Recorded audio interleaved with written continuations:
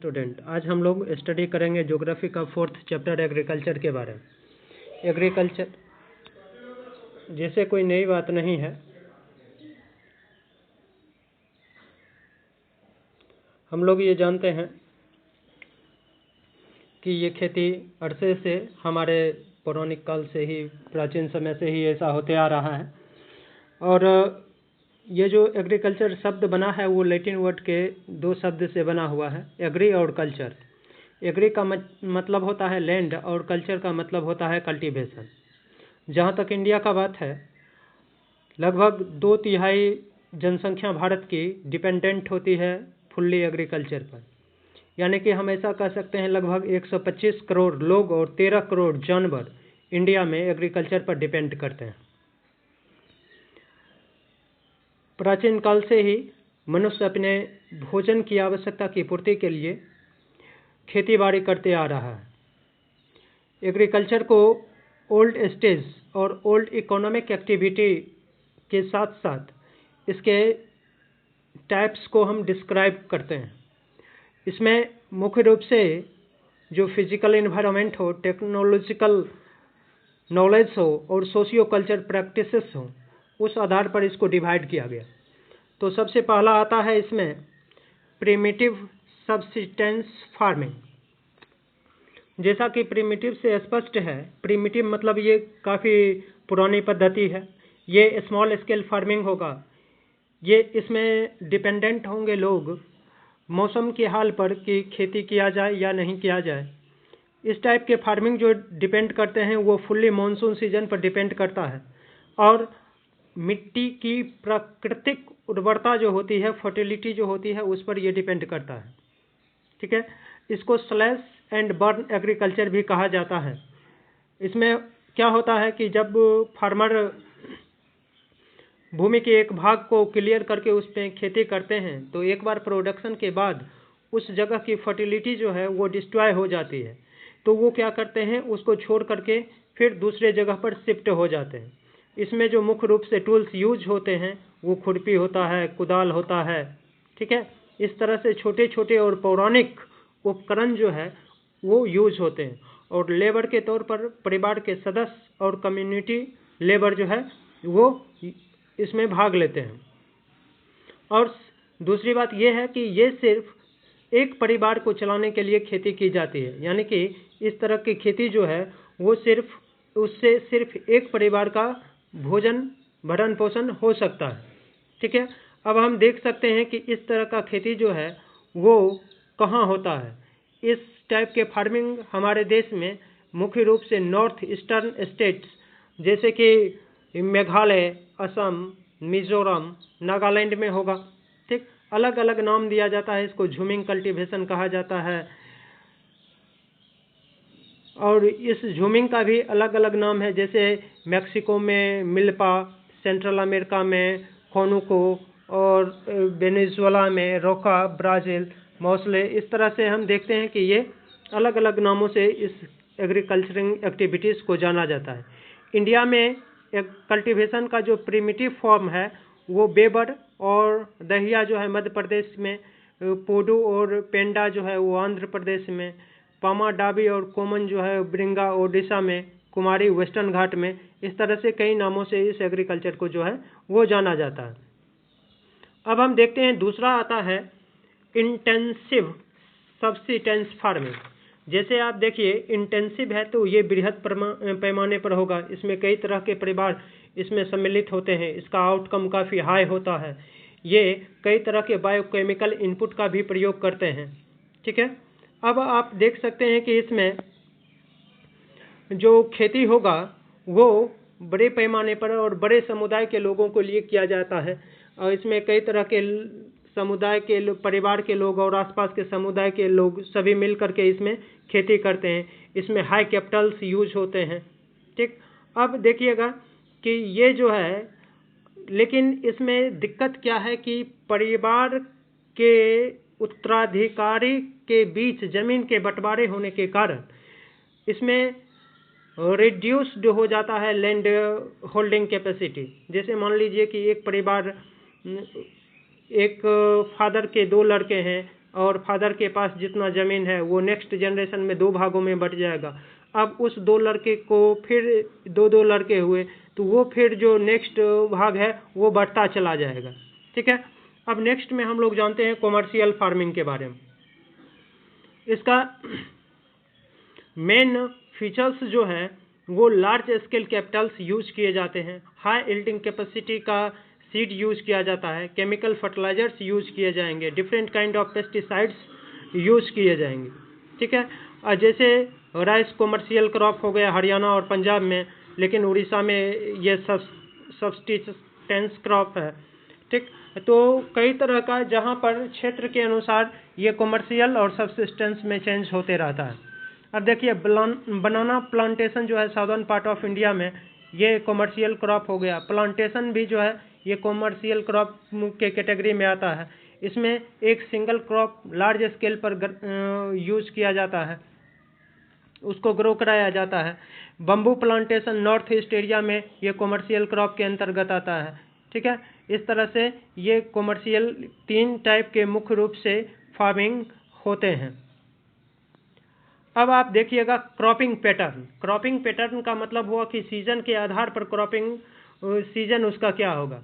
Physical diversity और culture के popularity के कारण जो है ये एग्रीकल्चर प्रैक्टिसेस भी रिफ्लेक्टेड होते हैं। इसलिए इंडिया में 3 तरह के मुख्य क्रॉपिंग सीजन होते हैं, रबी, खरीफ और जायद। रबी जो है वो विंटर क्रॉप के नाम से जाना जाता है, यानी कि इसका बुआई जो होगा वो विंटर सीजन में होगा, यानी कि अक्टूबर नवंबर में इसकी बुआई होगी, अप्रैल जून में ये हार्वेस्ट किया जाता है। इसके एग्जांपल्स में मुख्य रूप से जो आएंगे वो व्हीट, बार्ली, मस्टर्ड और ग्राम, पी एक्सेट्रा। अब खरीफ क्रॉप में हम देखते हैं कि ये मानसून क्रॉप है, यानी कि बरसात के दिनों में इसकी बुआई की जाएगी और कटाई जो है वो सितंबर अक्टूबर में होगा। जैसे देखिए अब एग्जांपल के तौर पर आ गया ये पैडी, मेज, ज्वार, बाजरा, मूंग, उड़द, कॉटन, जूट एक्सेट्रा। ठीक है। अब तीसरा जो आता है ये जायद, ये रबी और खरीफ के बीच कम समय में उगने वाले फसल होते हैं, यानी कि 1.5 से 2 महीना के बीच में जो फसल उग जाएगा उस कैटेगरी का आएगा। इसे आप समर काउंट कर सकते हैं, समर सीजन में ग्रो करने वाला। इसमें मुख्य रूप से आएगा आपको वाटरमेलन हो गया, मस्क मेलन हो गया, ककम्बर हो गया और कुछ वेजिटेबल्स जो है वो भी इसमें ग्रो कराए जाते हैं। अब देखिए अब हम स्टडी करेंगे इंडिया में मेजर क्रॉप्स के बारे में। मेजर क्रॉप्स जो है उसमें सबसे पहला आएगा आपको ग्रेन क्रॉप्स। ग्रेन क्रॉप्स में क्या क्या आएगा, राइस, व्हीट, मिलेट, मेज और पल्सेस। ठीक है। तो सबसे पहले आप जानिए राइस के बारे में। राइस आपको पता है कि भारत में सबसे अधिक खाद्यान्न सामग्री के रूप में इस्तेमाल किए जाने वाला क्रॉप है। ये टॉरिड जोन क्रॉप होता है। यहाँ पर मेजॉरिटी ऑफ इंडिया का मेजॉरिटी ऑफ पीपल जो है वो राइस को अपने खाद्यान्न के रूप में इस्तेमाल करते हैं। ये मानसून सीजन में इसको ग्रो कराया जाता है। ये हमारा मुख्य स्टेपल फूड के रूप में इस्तेमाल होता है। हॉट एंड ह्यूमिड क्लाइमेट के रिक्वायरमेंट्स के कारण इसे खरीफ क्रॉप के रूप में हम लोग ग्रो करते हैं। इंडिया जो है वो सेकेंड लार्जेस्ट प्रोड्यूसर राइस का है after China. Rice field of India जो मोस्ट एग्रीकल्चरल लैंड को कवर करता है, जिसमें 28% है इन वर्ल्ड में, यानी कि विश्व में जितनी खेती की जाती है राइस की उसके कुल 28% क्षेत्र भारत में है, जबकि उत्पादन में चीन के बाद इसका दूसरा स्थान होता है। ठीक है। अब हम देख सकते हैं कि देश में जितनी जमीन पर खेती की जाती है उसमें से 23% क्षेत्र में खाद्यान्न के अंतर्गत आने वाले कुल क्षेत्र के 47% हिस्सा में चावल का खेती किया जाता है। राइस जो मुख्य रूप से ग्रो कराए जाते हैं इंडिया में, अब उसके कई सारे रीजन्स होते हैं। इसमें अब देखिए कि क्लाइमेटिक कंडीशन क्या होगा। क्लाइमेटिक कंडीशन में ये है कि इसके लिए चिकनी उपजाऊ मिट्टी चाहिए, गर्म जलवायु यानी चाहिए, 75 से 200 सेंटीमीटर तक वर्षा चाहिए, शुरुआत में यानी कि बुआई के वक्त इसका तापमान जो है 20 डिग्री सेल्सियस होना चाहिए और कटाई के वक्त जो है वो 37 डिग्री सेल्सियस होना चाहिए। भारत में राइस के 3 फसल ग्रो कराए जाते हैं। इसमें वो सीजन के आधार पर होता है। जैसे देखिए, अमन मतलब शीतकालीन हो गया, ओस मतलब शरदकालीन हो गया और बोरो ग्रीष्मकालीन। अमन यानी कि विंटर सीजन क्रॉप हुआ, ओस ऑटम शरद और बोरो जो है वो समर सीजन क्रॉप हो गया। ठीक है। लेकिन देश में जो सबसे अधिक राइस का उत्पादन होता है वो अमन यानी कि शीतकालीन होता है, जो जून से अगस्त तक बोकर के नवंबर से जनवरी तक काट ली जाती है। यहाँ भारत में कई राज्यों में कई तरह के चावल की किस्में पाई जाती है। जैसे आप देख सकते हैं, सांबा और कुरुबई जो है वो तमिलनाडु में है, और कामनी, काला जीरा, गोविंद भोग ये पश्चिम बंगाल की है, जरीसाल गुजरात में, बासमती उत्तर प्रदेश में है। ठीक है। अब देख सकते हैं राष्ट्रीय चावल अनुसंधान केंद्र, ये कटक उड़ीसा में है। ठीक है। अब हम आगे देखते हैं कि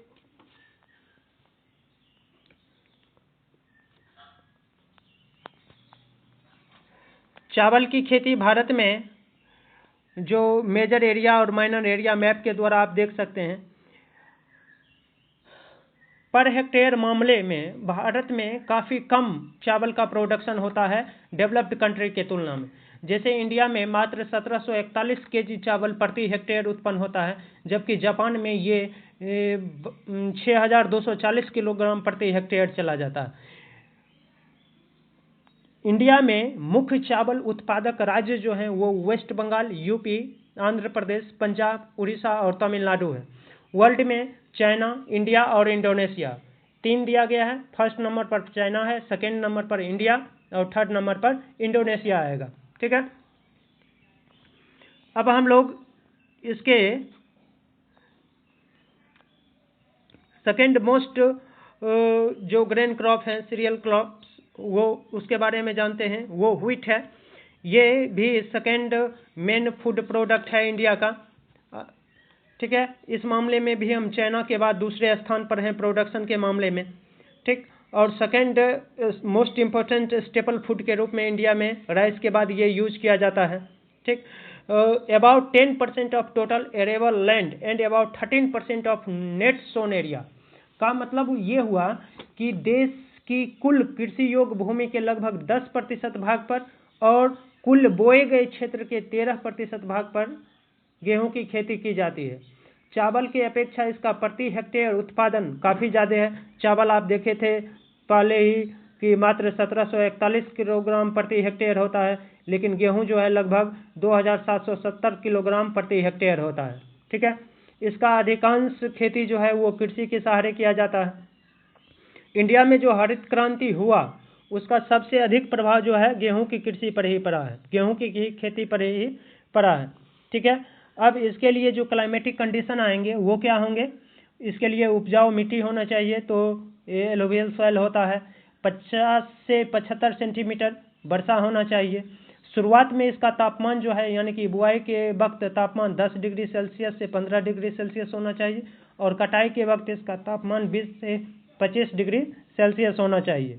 गेहूं के सबसे प्रमुख जो प्रोड्यूसर स्टेट होंगे इंडिया के वो यूपी है, जो कि देश के उत्पादन का लगभग 35% हिस्सा उत्पन्न करता है।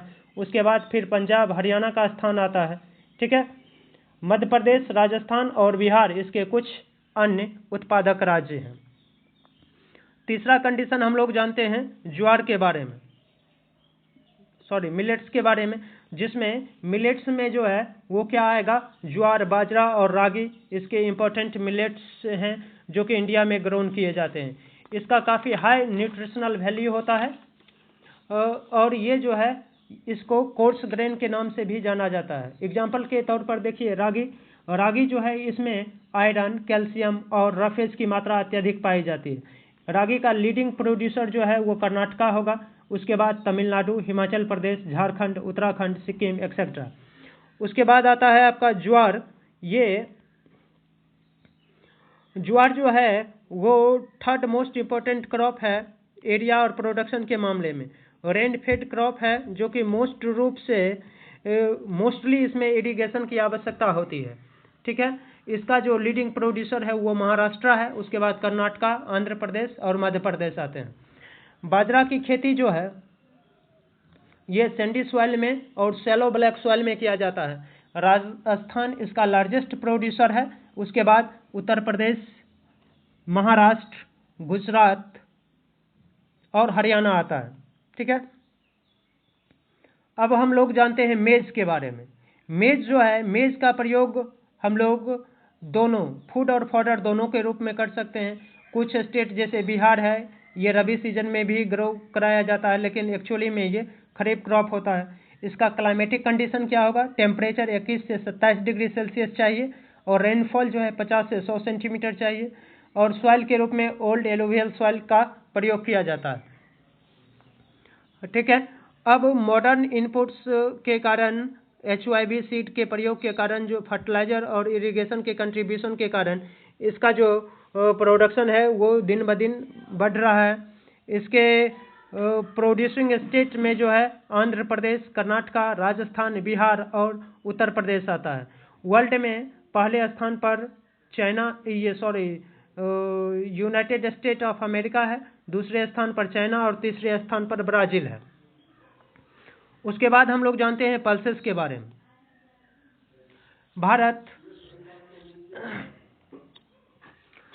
जो लोग भी शाकाहारी भोजन पसंद करने वाले होते हैं उनके लिए प्रोटीन का सबसे प्रमुख साधन पल्सेस ही होता है। हमारे देश में ये रबी, खरीफ और जायद तीनों फसलों के अंतर्गत ये उगाया जाता है। अरहर, चना, मटर, मसूर इत्यादि रबी फसल के रूप में, और मूंग, उड़द, लोबिया एक्सेट्रा जो है वो खरीफ क्रॉप के रूप में इस्तेमाल किया जाता है। फलीदार पौधा होने के कारण ये दालें मिट्टी में नाइट्रोजन तत्व की नाइट्रोजन फिक्सेशन करता है और उसकी उर्वरता बढ़ाता है। इसी कारण इसे क्रॉप रोटेशन के रूप में अन्य फसलों के साथ उपजाया जाता है। हमारे देश में दलहनी फसलों की खेती जो है वो प्रायः इनफर्टाइल मिट्टी में और वर्षा की कमी वाले क्षेत्रों में की जाती है। देश में सबसे अधिक पल्सेस का जो उत्पादन है वो महाराष्ट्र में होता है। इसके बाद मध्य प्रदेश, आंध्र प्रदेश एवं राजस्थान का स्थान आता है। दाल के उपयोग और उपभोग, यानी कि ये उत्पादन और उपभोग दोनों मामले में इंडिया प्रथम स्थान रखता है वर्ल्ड में। ठीक है, अब हम लोग जानेंगे, यहाँ पर देखिए मेजर सोन एरिया दाल का दिया गया है आपको, ये व्हीट का है ये।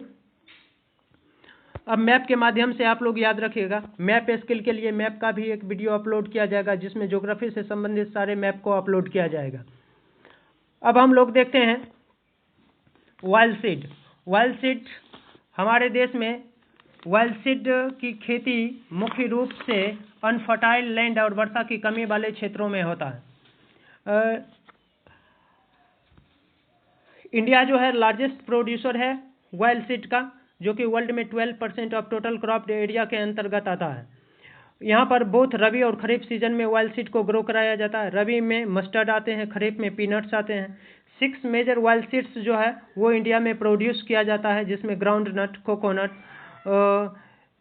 सेसमम जिसको तिल कहते हैं वो है, सोयाबीन, लिनसीड, सनफ्लावर और कॉटन सीड है। वाइल्ड सीड प्रोडक्शन के मामले में मध्य प्रदेश जो है वो प्रथम स्थान पर है, लेकिन मस्टर्ड के मामले में राजस्थान, पीनट के मामले में गुजरात, सनफ्लावर के मामले में कर्नाटका, सोयाबीन मध्य प्रदेश और कोकोनट के मामले में केरला प्रथम स्थान पर है। Most of these wild seed जो हैं वो एडिबल होते हैं और कुकिंग मीडियम में इसका यूज़ किया जाता है।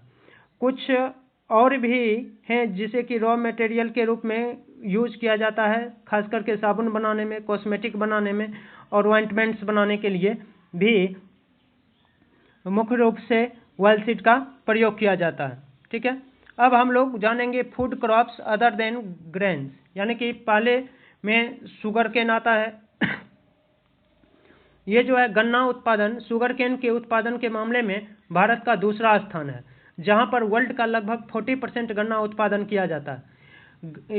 शुगर केन के फसल को तैयार होने में लगभग 1 वर्ष का समय लगता है और ये दोनों ट्रॉपिकल और सब ट्रॉपिकल दोनों रीजन में ग्रो हो सकता है। इसके लिए क्लाइमेटिक कंडीशन के रूप में आप देख सकते हैं 20 से 27 डिग्री सेल्सियस इसका तापमान होना चाहिए, ठीक है, और 100 से 200 सेंटीमीटर वर्षा होनी चाहिए।